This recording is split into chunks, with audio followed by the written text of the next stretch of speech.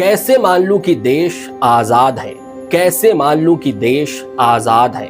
छोटे छोटे बच्चे कूड़े में अपना बचपन खपा रहे हैं। हालातों के आगे वे बेबस होकर आंसू बहा रहे हैं।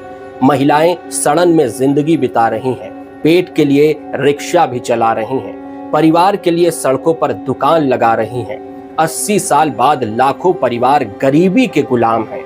कैसे मान लूं कि देश आजाद है। हजारों सरकारी स्कूल बंद हो गए, सपने खटक रहे हैं। जिनके हाथ में किताब होनी चाहिए वे भटक रहे हैं। पेपर लीक होने के बाद युवा फांसी पर लटक रहे हैं। युवा अपना हक मांगे तो लाठियां चटक रही हैं। मीडिया मौन है, दलाली करने वाले पत्रकारों की तादाद है। कैसे मान लूं कि देश आजाद है।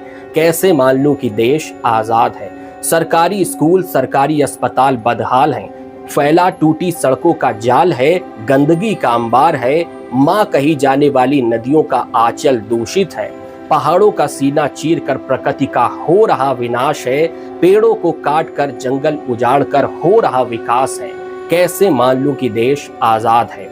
कोई मर्ज का गुलाम है, कोई कर्ज का गुलाम है, कोई फर्ज का गुलाम है, कोई पूंजीवादियों का गुलाम है, कोई सिस्टम का गुलाम है, कोई सरकार का गुलाम है। आजादी के 80 साल बाद भी सड़कों के गड्ढों में गिरकर लोग मर रहे हैं। नेता सिर्फ अपने वोट के लिए वादे कर रहे हैं, अपनी जेबें भर रहे हैं। कहते हैं कि चारों ओर विकास हो रहा है, लेकिन चुनाव के समय सिर्फ हिंदू मुसलमान हो रहा है।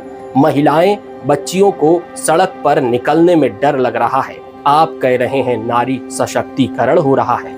पूरे देश का एक जैसा हाल है, फैला भ्रम का माया जाल है। पहले गोरों के गुलाम थे, अब अपनों ने ही गुलाम बनाया है। एक खूबसूरत देश को कर दिया बर्बाद है। कैसे मान लूं कि देश आजाद है। कैसे मान लूं कि देश आजाद है। अगर आपको ये मेरी कविता अच्छी लगी हो तो इसे शेयर करें।